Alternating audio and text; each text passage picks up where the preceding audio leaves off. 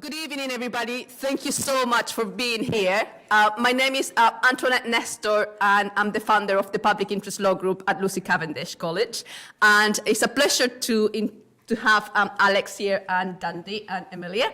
And Dundee, I know, like, she's been working really, really hard to set up today's event. So, Dundee, the floor is yours.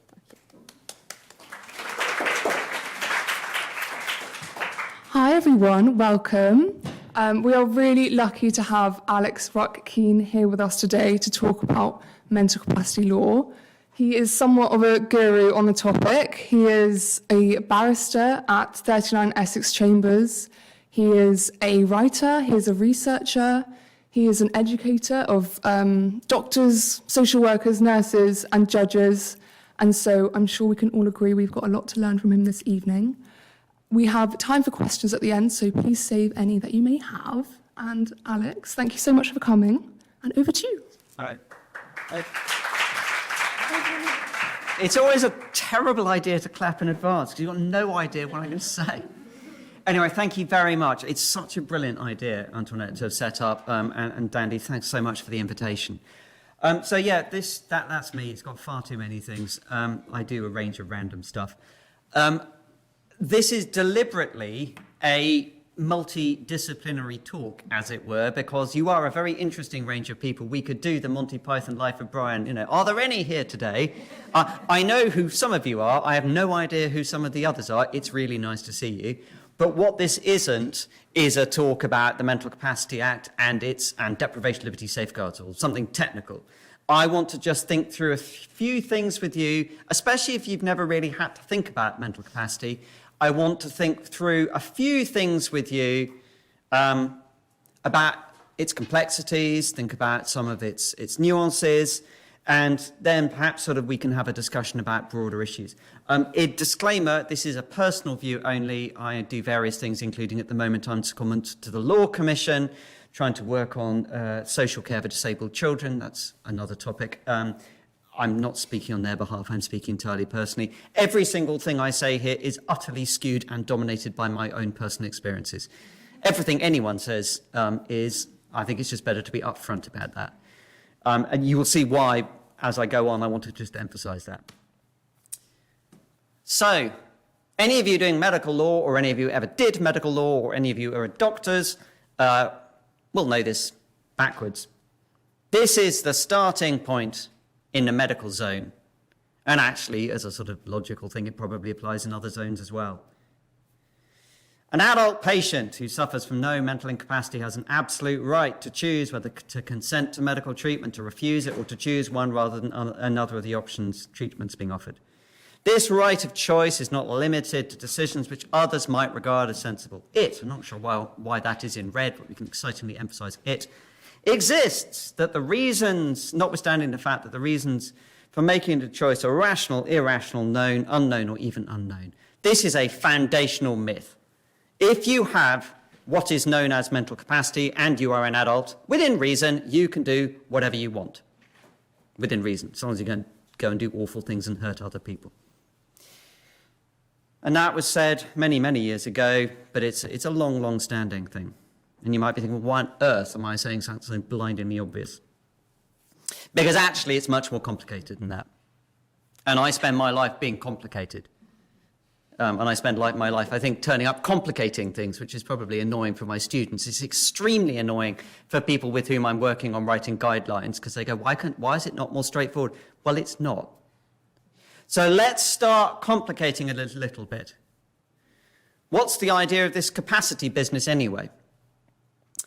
The Mental Capacity Act 2005, late 20th century legislation, designed to try and think through how we address the situation where we know we need to be getting consent from somebody to an action, but they don't seem to be able to give it. Created originally by judges responding to doctors feeling nervous about getting sued when they were treating people with learning disabilities without their consent. That's interestingly where it came from. It came from protecting the doctors originally. We then bolted on loads of stuff about how empowering this legislation is, but originally it came from a protect the professionals perspective. Mental Capacity Act tells us what it means to have or lack, but the two are sort of side by side, capacity. Many of you will remember there's a thing called the Code of Practice to the Mental Capacity Act, which burbles on a thing about a two-stage test. You start with a diagnosis. Has someone got something wrong with their mind or brain? Tick, move on. If they do, tick, move on. Can they make the decision? That's actually not true. It was never true. And the Supreme Court confirmed that to be the case in 2021. Interestingly, the first time the Supreme Court grappled with the concept of capacity. I'm going to come back to this case in relation to what it was talking about a little bit later. But in 2021, they confirmed you have to think about things in this order. Can Dandy understand, retain, use and weigh the information she needs in order to make a decision? Sorry, Dandy, I'm just going to personalize it. So we have to think about what the decision is we need Dandy to make. And then we have to think about, well, what is the information we consider to be relevant? And that's fascinating, because what I think might be the relevant information to a decision by Dandy to go on some high-risk holiday might be entirely different to the decision, the information somebody else thinks is relevant. We were already setting up a consideration there.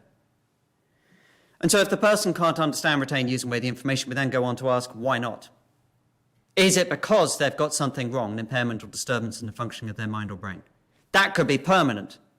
They might have dementia, advanced dementia. It could also be temporary. They're drunk. This covers the whole gamut. And then is the reason the person can't make that decision because of the impairment or disturbance. There is a very interesting case, and I'm entirely biased in this because I'm involved in it, so I think it's interesting. There's a really interesting and incredibly sad and very difficult case, which is going to be in the Court of Appeal at the beginning of May, called ST. Some of you might know this case. The Daily Mail were very interested in it. It's about Miss Thiramulesh, the 19-year-old with the degenerative mitochondrial disease. She was in hospital. She was dying. She genuinely was dying. She died very shortly after the judgment. But she didn't believe her doctors. And the doctors really felt her lack of belief was actually she couldn't believe. It gets quite interesting. When does not believe shade over into can't believe? And how do you filter that through the language of the Mental Capacity Act, which doesn't talk about belief anyway? The other thing which is very interesting about this case, the psychiatrists involved, in other words, the people who society say probably should know about this sort of thing, didn't think there was anything wrong with her mind or brain. Was it legitimate for the judge to go, I'm the judge, ST has been in an intensive care unit for many, many months, it's incredibly traumatic, I think she's got something wrong with her mind or brain? That's a pretty big thing to do. So, although she died, her parents who are bringing the appeal got permission to appeal, which is really unusual where someone has died. I should say I'm involved for mind. One of the things mind is very exercised about is the potential for belief to get confused if you've got someone from a minority community with a different belief structure. How are doctors meant to be thinking about that? So we're already starting to complicate things. Potential challenges in terms of what the information we think is relevant. How operational is this link between the impairment and that inability? How wide do we cast the net? Is it just medical? But even if we think the person's got capacity, is it enough that it fulfills these traditional medical criteria of being capacitous, informed, and settled? You'll remember, RE-T, you can give absolutely no reasons for your decision whatsoever. If you've got capacity to do so, your decision has to be respected. Really? I can tell you it is galactically unlikely, and that is a technical term, that the medics will just sit back and say, fine, we'll accept your treatment refusal. Or the social workers, hello social workers, will sit there and go, fine, your decision to continue living in conditions of serious self-neglect, where you're declining to give us any explanation for that, is enough. I think it's very interesting. You can see why the law says, let's set this thing up, because we don't need people to explain themselves the whole time. But the reality is, if someone refuses to give any reasons, people are going to start digging into, if they're in a situation where this is giving rise to risk, they're going to dig into does that person really have capacity? And my personal skewed view, I don't think that's a problem at all. Because I think it's a remarkably narrow view of autonomy just to go, we have no right, indeed we've got no duty to probe. I've done one too many cases where people didn't probe and people have died. And the tragedy is we will never know whether that was that person's own decision or not. So as I say, my experiences are skewed. Some of you may have very different experiences, but we need to be transparent. The other thing I just wanted to bring up, because I said I want to just complicate your lives, that's a super interesting piece of guidance. Some of you might know the APM, the Association of Palliative Medicine, a very serious group of people very concerned with a very serious area. This is guidance about ventilator removal at the requests of patients with motor neuron disease. Legally, if a patient says no, and the patient's got capacity, switching off the ventilator is not murder. It is responding to a patient's capacitous refusal, and you can't provide treatment in the face of refusal unless you're detained under the Mental Health Act.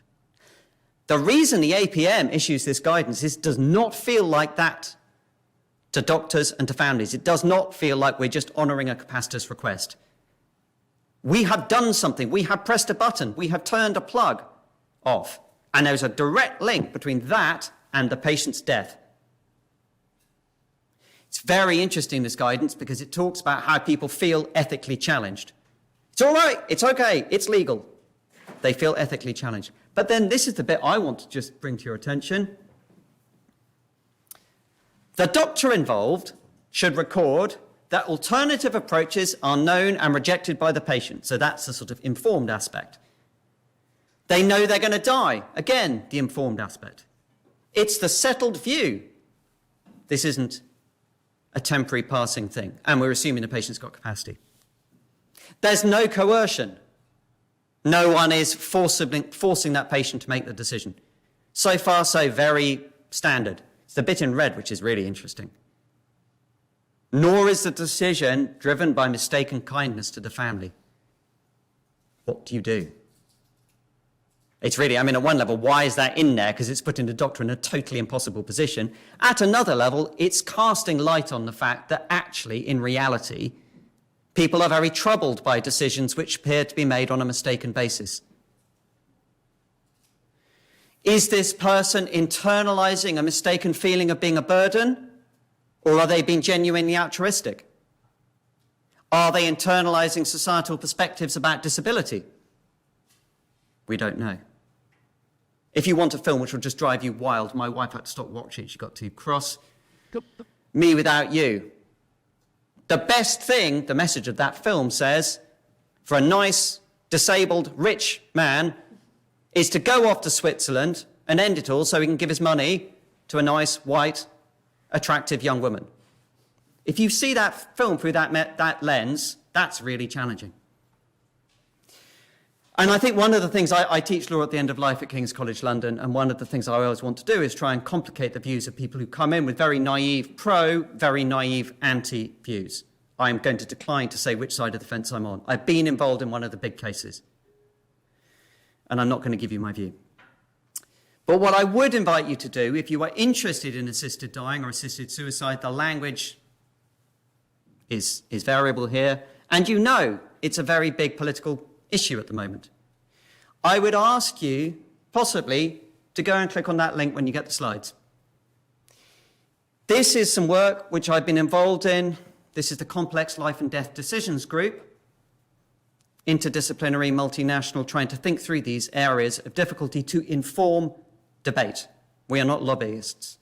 That is evidence that we submitted to the Healthcare Select Committee looking into assisted dying. And it's trying to tease out the complexities of capacity and also some of these things we've been talking about is capacity enough? So people at least are going into this debate clear-eyed. So is consent enough? One area where consent definitely isn't enough, or capacity, or it's all about me, it's my choice definitely isn't enough. This was an interesting case decided last year by the Court of Appeal.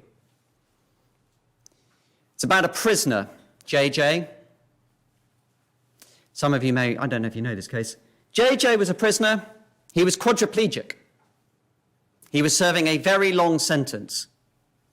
The judgment doesn't say how a quadriplegic person could have done something to merit such a long prison sentence, but he had. JJ is entirely dependent on other people to feed him.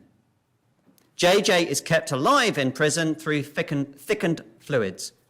I don't know if any of you have ever worked with people being fed by thickened fluids. They're miserable. They will keep you alive because they give you nutrition. They have zero texture. That is almost entirely their point.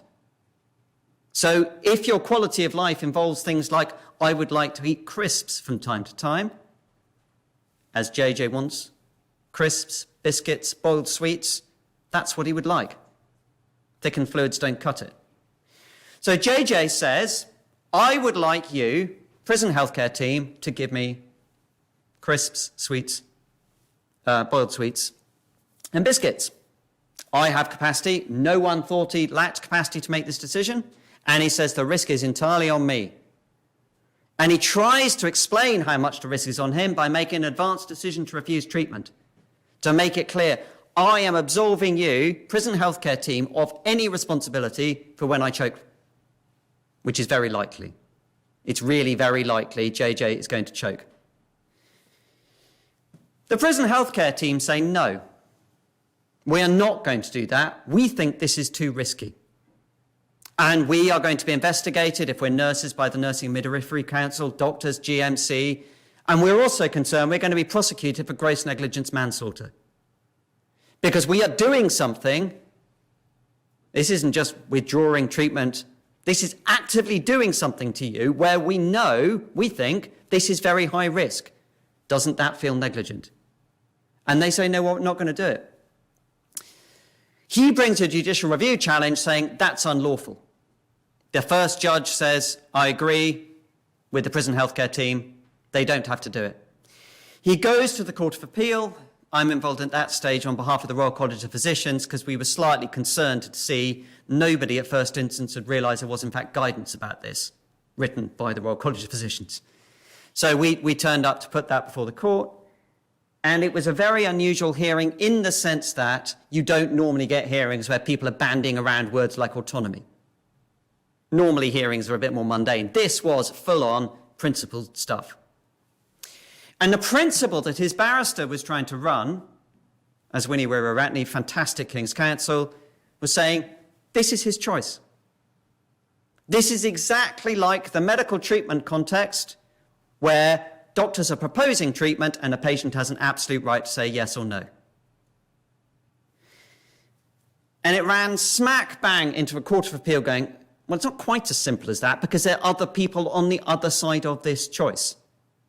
This isn't just your choice. This is your choice engaging a duty, well, not quite a duty, but a request for the medics, the speech and language therapists to provide you with this stuff. And we are not prepared to force them to do something they feel to be clinically inappropriate.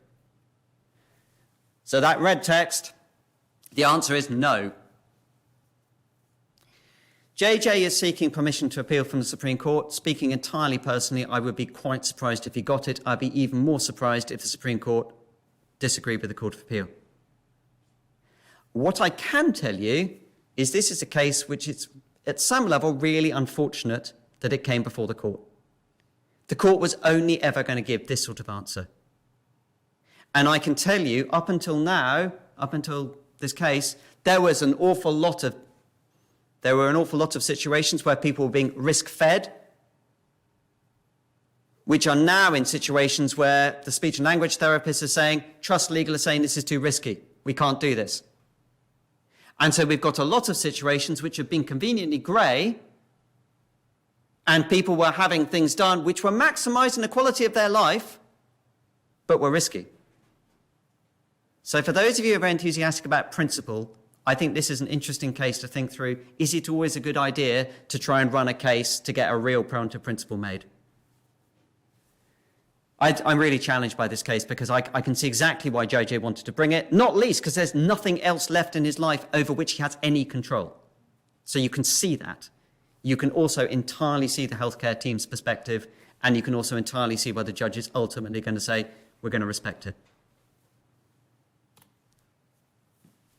So changing gear entirely, it's Friday night, so people's minds might be turning to exciting nighttime activity.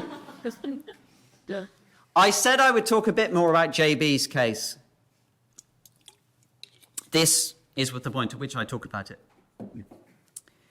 It is extremely English that the first case involving capacity to get to the Supreme Court was about sex. I mean, you literally couldn't make that up. It is also really unfortunate in some ways it was the first case to get to the Supreme Court about capacity, because it meant it was being decided in a context which carries with it a whole series of things people are edgy about. Just for those of you who aren't familiar with JB's case, I'll just outline the facts briefly. JB is a man with cognitive impairments. His needs are such that he is cared for by a local authority. He is cared for in a placement. He has 2-to-1, well, it's not 2-to-1, necessarily always 2-to-1. He has support the entire time. Whenever he goes into the community, he is provided with support. JJ would absolutely love to have sex with a woman. I mean, that is a driving thing that he would wish. It's really clear from the evidence that is really, really what he would wish. He's not really bothered about a relationship. He just wants to have sex. I'm not editorializing. I'm not going to comment. That's just a known thing he wants. There have been some incidents because the sort of life that JB leads, the sort of social engagements, to put a very 18th century spin on it, that he would be involved in, involve discos. Why ever, when local authorities involved, people have to talk about discos, I don't know. Why can't we just talk about nightclubs? Anyway, but these are discos with young learning disabled women, because people with impairments tend to be, right, well, let's just organise some jolly entertainment for the people with impairments. I'm being very rude to my social work colleagues, but that is sort of what happens.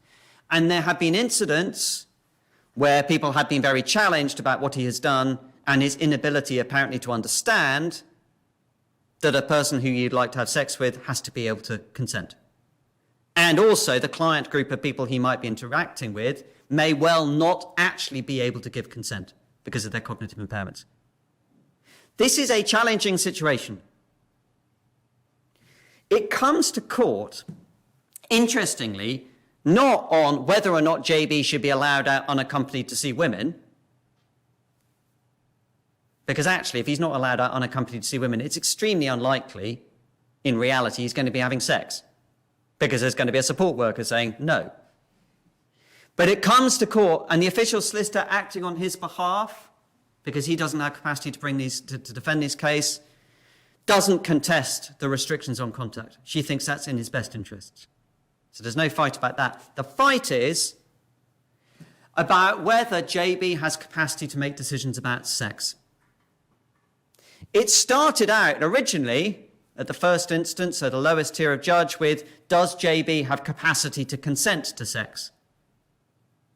By the time it gets to the Court of Appeal, this text here, the Court of Appeal point out, that's a bit weird, because consent suggests someone is doing something to you, to which you're agreeing. This is not a situation where people are actively coming up to JB and propositioning him. JB is an active sexual agent. And they say, actually, the question here is, does he have capacity to decide to engage in sexual relations? Which, speaking entirely personally, I think has to be right.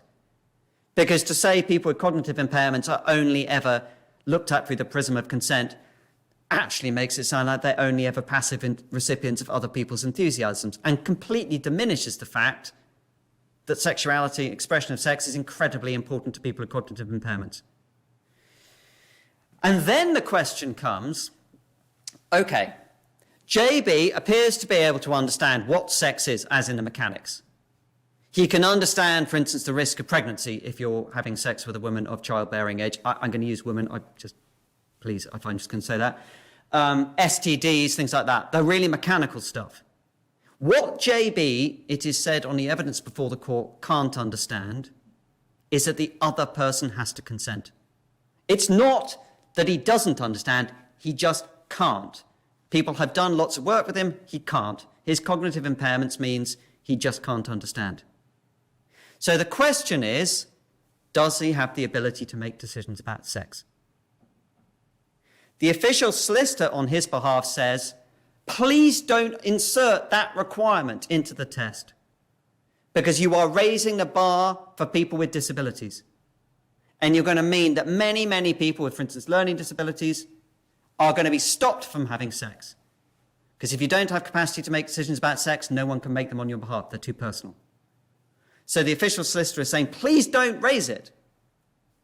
I was involved in the case as one of the team for the local authority, and I can tell you, when the barrister for the official solicitor said, the test for capacity does not involve a need to understand that the other person must be consenting, there was quite a kind of ooh in the courtroom, and the two female Supreme Court justices hearing the case didn't quite leap over the desk, but pretty much. Because if you think about it, all that fight we have had for years and years and years, and we still fail to have about consent must mean consent, is irrelevant at one level. So JB, on the evidence before the court, doesn't have capacity to make decisions about sex. He will never be allowed, on the evidence before the court, as it stood at the time, further work is continuing to be done, I'm sure, to have sex. This is remarkably complicated and remarkably difficult stuff when you start thinking it through. Because it's the clash, again, of two totally opposed principles. One is consent must mean consent. The other is we need to maximize the ability of those with impairments to express themselves sexually. There was never going to be a good outcome to this case. There really wasn't. Because again, the Supreme Court were never going to say anything other than everybody has to be able to understand the other person's consenting. And that does, in practice, probably mean a raising a bar for many people. So capacity has a massive impact in the bedroom, suddenly. And what about people with dementia? What about a long-standing pair? One of them's now got dementia. What do we do? I can come back to that in questions if we want, but it's really complicated. So, the kind of last bit I just want to do, because I really do want to leave time for questions, not least because it's such an interesting range of people in the audience, I just want to make sure we've had a chance for a proper discussion. Who here has heard of the Convention on the Rights of Persons with Disabilities? Yeah, okay. It doesn't really surprise me. In the sense that, for those of you, anyone listening on the recording later, that wasn't very many. So, the Convention on the Rights of Persons with Disabilities is an incredibly interesting and very, very, very challenging piece of international law. It was concluded in 2006 as its name's, at the UN level. So it's a UN International Human Rights Treaty. It was signed/ratified by more countries than any other UN human rights treaty in history more quickly. Pretty much the only states who haven't signed up to it, I think Somalia and the United States. The United States never signs things like this for technical reasons. It's not that the US is uninterested in the rights of people with disabilities. And the critically interesting and important thing about this convention, this was a convention drafted with massive input from disabled people. There's a linguistic issue here. In England and Wales, the preferred term amongst the disabled community is disabled people. On the international plane, it is people with persons with disabilities. You can't get it right. But there was massive input from disabled people. And it's essentially, its core is a statement by disabled people or people with disabilities saying, all of these rights that we've allegedly got, like right to liberty, right to life, right to freedom of expression, right to live independently in the community, are just completely hollow. All of these things, which apparently everyone enjoys, we can't enjoy because society is so uselessly set up. Because it's based very strongly, the CRPD committee would say the human rights model of disability, in reality, it's most people would understand it, it's a social model of disability. It's not the impairment that's the problem, it's society's failure to respond. So let's just concretize this. The preferred model for providing care to people with dementia in this country pretty rapidly starts being put the person in a care home. Many, many people with dementia would really rather not be in a care home, thanks very much. They would like to be in their own home in the community. Because they have got a disability, they are being, as it were, targeted, and they are being placed in residential care facilities. So the right to liberty, their right just to do what they want, their right to autonomy, suddenly starts looking very different because society doesn't think it's worth spending enough money on supporting people living in the community. To give a concrete example.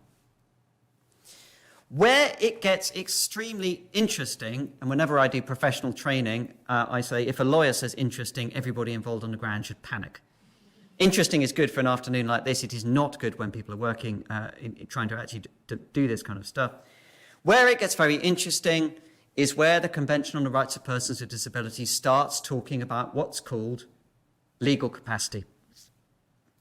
Article 12 says, all people, irrespective of disability, have an equal right to be recognised before the law.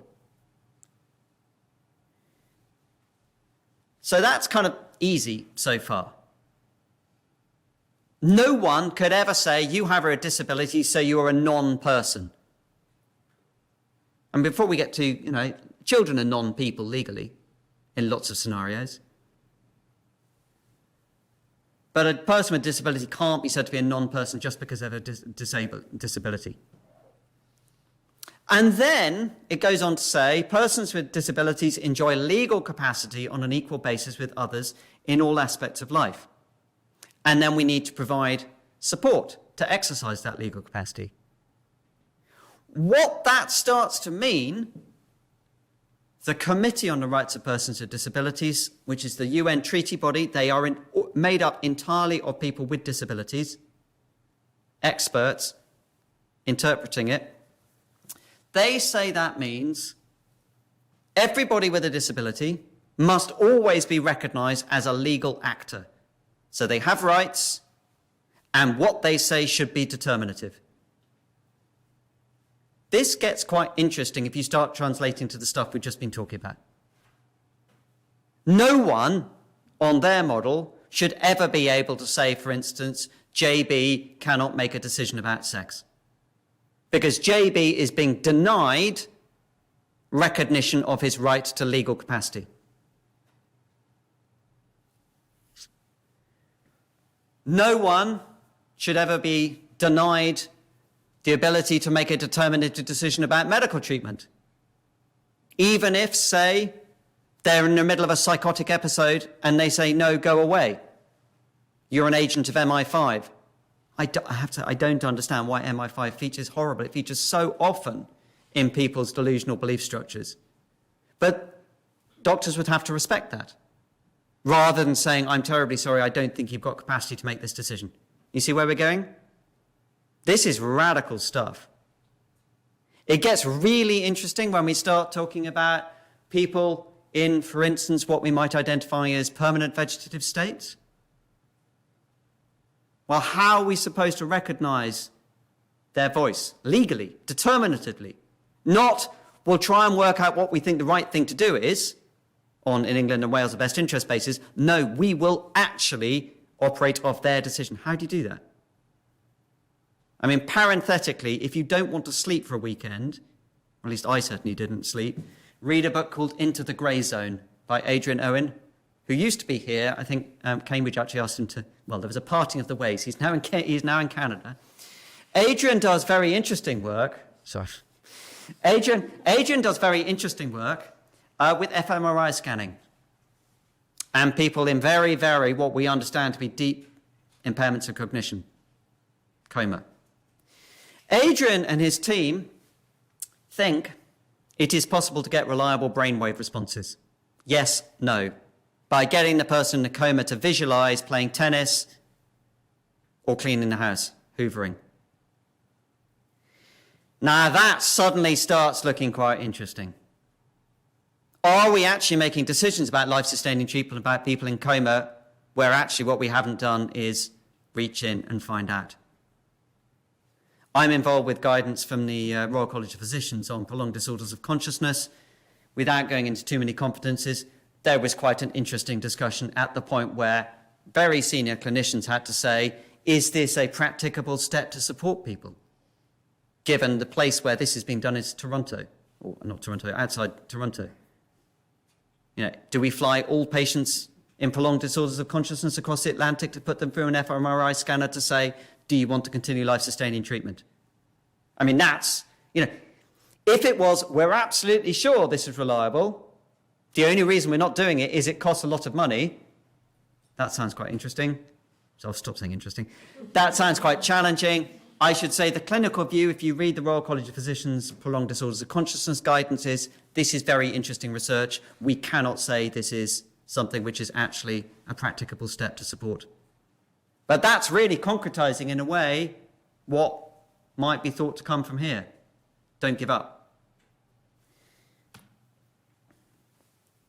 The committee, so the treaty body made up of experts, say when member states signed up to the CRPD, they actually signed up to a model which does not acknowledge the concept of mental capacity.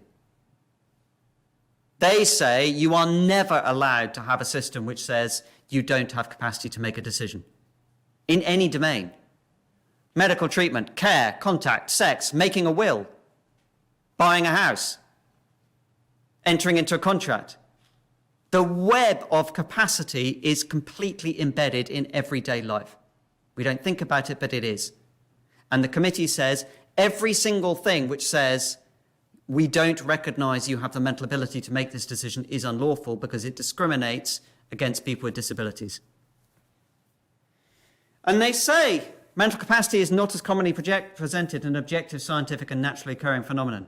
It is basically entirely contingent on social and political contexts, as are the disciplines, professions and practice which play a dominant role in assessing mental capacity. Being crude, it is a professional conspiracy. And it is also flawed because it presumes to be accurately able to assess the inner workings of the human mind. Because that's what a capacity assessment is. Teasing out whether Dandy can understand, retain, use and weigh information. Sorry. There is no fMRI scan. There never will be an fMRI scan. And so therefore, even the model we've got in this country, which we thought this is kind of cutting edge stuff, because we're not saying you've got schizophrenia, therefore you can make no decisions, which still happens in many countries. You are legally incapacitated. That doesn't happen here. We thought we were pretty cutting edge. We've been told, no, go away, start again. Those of you who do any work in professional context will go, well, we haven't. This government, and I have to say no government around the world, has signed up to a model which abolishes mental capacity. There is a massive argument as to the extent to which what the CRPD committee is saying goes well beyond what people have signed up to.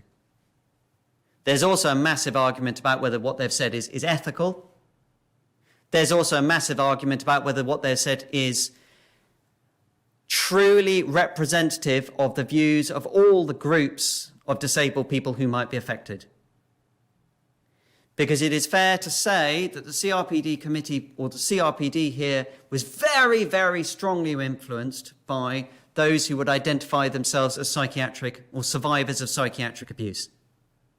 So people who had had very, very, very difficult experiences in the mental health system, quite often in America, under compulsion. And from that perspective, it makes total sense to say no treatment ever should take place other than on the basis of my consent. And there's something of an anti-psychiatric flavour to it as well, saying actually psychiatry is an invalid profession, and therefore if people want to seek out support from a psychiatrist, in effect it's exactly the same as seeking out support from someone practicing homeopathy. Fine if you want to do it, but imagine a world in which homeopathy could be administered compulsorily. And that seems, I mean, if that seems odd, that helps you get into the mindset of why many of the people involved with the CRPD feel so strongly that this anything which says we are going to override your will is illegitimate. Does that really work when it comes to dementia? Can you really say the idea of dementia is a professional conspiracy? It's very interesting how few people with dementia were represented in the drafting of this treaty. How few people with really profound learning disability were involved. So there's a massive argument out there, but I just want to make sure that you know it's complicated. What is interesting to me also is there's an alternative take. Other takes are available. The Australian Law Reform Commission, who a few years ago did one of the most sustained pieces of work thinking, how do we translate the CRPD into actual legislation? How do we really make it so we can move to a model which doesn't go, you've got an impairment, we're just going to do what we want? Because that happens so often. How can we move to a model which says, we're going to seek to support you to make your own decisions, and if you can't, we're going to seek to make the decision which, as close as possible, tracks with what we want. And they made a really heroic effort to do that. And they said, look, actually, at the end of the day, there's nothing discriminatory about a functional model of capacity if what it is doing is responding to the situation. And then trying to think through how do we think through a model which gets it into the most supportive framework possible. If you want more, because I'm going to shut up, this is a reading list about mental capacity. It's interesting who gets out their phone and does a QR code. This is a reading list about mental capacity, again, entirely skewed by my views. All the stuff on there, bar one, I think is open access, because I'm a huge fan and believer of things having open access, easy access. If you can't get hold of anything, just email me and I'll send it to you. And you're very welcome to have these slides afterwards. Very lastly, before we have a chat, the top link there, that's my chambers. We do a database of all the mental capacity cases pretty much decided by the Court of Protection since it came into force in 2007. It's got lots of other stuff if you're interested about mental capacity.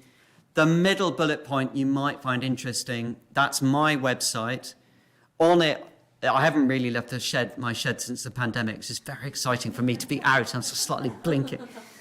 What I did start doing in the pandemic was recording things from my shed. Partly, actually, I can tell you the very first one I recorded was I was so stressed about what I was hearing in relation to do not attempt CPR decision making, where DNA's do not attempt CPR recommendations were being placed on the records of people with Down syndrome with the sole thing being said, this person's got Down syndrome. They recorded something on how to think about that, and then I kind of went on a roll. And so there's things like 20 minutes on capacity, 20 minutes on best interest. There are also a lot of interviews with people. I think it's about 55 interviews with people who have got relevant or interesting things to say about mental capacity and mental health.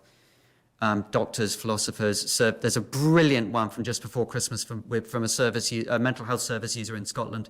It wasn't brilliant because of me, it was brilliant because of how he explained the experiences of coercion and how he explained trying to think about coercion in circumstances where he recognized he didn't want to be compulsorily treated, but he felt he needed to be. And he really captures an ambiguity which is badly lost in some of the discussion around the CRPD. So that is 6:15, and I will shut up so we can have some questions. And what I am going to do, I'll just put it back on there for 1 second in case anyone else did want to do that, and then if we stop the recording, if we can. Thank you, Alex. That was fantastic, if cutting at points. If anyone has any questions, we've got about 15 minutes.